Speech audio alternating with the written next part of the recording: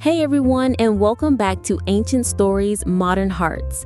Today, we're diving into another foundational story, one that cuts right to the core of human nature, sibling rivalry, and the very first consequence of unchecked anger. It's the story of Cain and Abel, and trust me, it's as relevant today as it ever was. So, Adam and Eve, after leaving the garden, started their family. And like any new parents, I imagine they had all the hopes and dreams for their children. Their firstborn was Cain, a strong, hardworking son who became a farmer, tilling the earth. Then came Abel, a shepherd, gentle with his flocks, tending to them in the open fields. Two brothers, different paths, living their lives. In those days, people would offer gifts to God as a way of showing honor and gratitude. Cain brought some of the fruits of his harvest, the produce from his fields. Abel, on the other hand, brought the best of his flock, the firstborn lambs, carefully selected, a true sacrifice. And here's where the tension begins. God looked favorably on Abel's offering, but not on Cain's. Now, why? The Bible suggests it wasn't what they brought, but the heart behind it. Abel gave his very best with a sincere and humble spirit. Cain's offering, it seems, lacked that same devotion.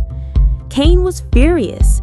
His face fell, heavy with anger and disappointment. Can you imagine that feeling?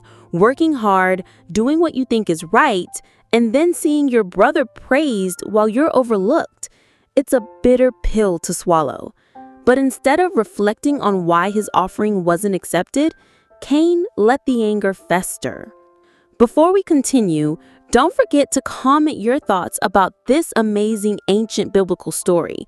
Share this piece to a friend who needs to hear this, and subscribe. God, in his compassion, spoke to Cain. "Why are you angry?" he asked. "If you do what is right, will you not be accepted? But if you do not do what is right, sin is crouching at your door. It desires to have you, but you must rule over it." This is a crucial moment. God was giving Cain a chance, a warning, a way out. He was saying, you can master this anger. You have a choice.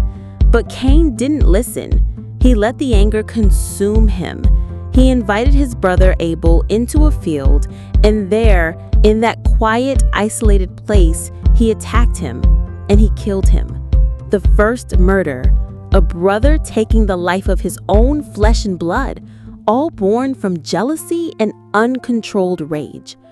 Then God spoke to Cain again. "Where is your brother Abel?" Cain's defiant, chilling reply, "Am I my brother's keeper?" He tried to deny responsibility to shirk the truth, but the earth itself cried out. Abel's blood spoke from the ground. Cain was cursed. The ground he tilled would no longer yield its strength for him, and he would be a restless wanderer. Imagine that, the very earth rejecting your touch. He carried a mark, not for others to harm him, but as a sign of God's judgment, and yet also a strange kind of protection. He was cast out, separated, living with the weight of his actions. The story of Cain and Abel is a stark reminder of the power of our choices. It shows us how quickly resentment can turn into rage, and how unchecked anger can lead to devastating consequences. But it also subtly asks us, when sin crouches at our door, will we master it, or will we let it master us? It's a timeless lesson about managing our emotions, taking responsibility, and the profound importance of guarding our hearts.